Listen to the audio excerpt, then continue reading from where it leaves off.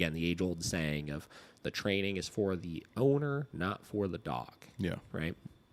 And like they said in the Chaco podcast I was talking about, failures where the lessons are learned. Dude, that's it. It's again, it equates to life. It equates to dogs. It equates to business. That Hormozy guy I was telling you about. Another thing that he pointed out is like, like if you want to be exceptional at the work that you're doing, right? If you want your business to grow 2 times bigger than it is, 3 times bigger than it is, he's like, you should regularly, whether it's every quarter, whether it's every half, something like that, you should regularly take every service that you offer and you should get out a notebook and you should literally write down from the first time you ever talk to the client to the completion of the program, right? Or the completion of the service or thing that you're selling them, you should write down absolutely any nitpicky little issue that ever can be experienced by the client throughout that, right?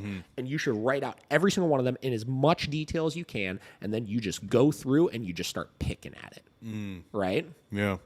And it's so interesting, right? Like, again, all this stuff is such common sense, but it's like we should be looking at that with our dogs as well, right?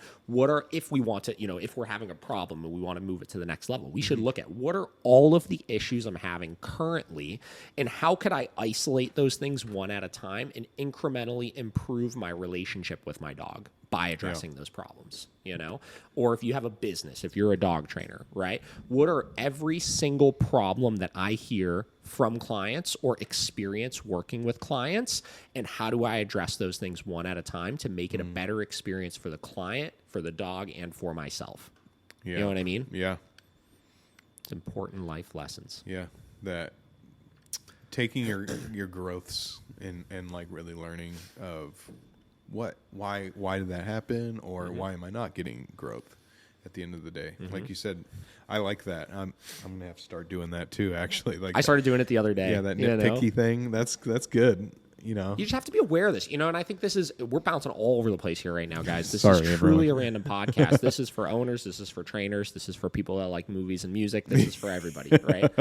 It's so interesting, right? Because the worst, he was talking about the stages of companies, right? That stages what people will go through. And as you achieve that first real level of success as a business, he's like, a lot of people fall into that trap of they feel like they're on top of the world, right? And they get complacent, right? And when you get complacent and you're not critical of your work or how to take yourself to the next level, that's when everybody else swoops in and steals the success that you got. Right? Yeah. So by being able to regularly open up your mind, look at what you're creating or what you're doing, whether it's training your dog, whether it's training your clients, whether it's building your business, whether it's personal development and stuff like that, by being regularly critical of what is not going well. Yeah. You know what I mean? What can be better still?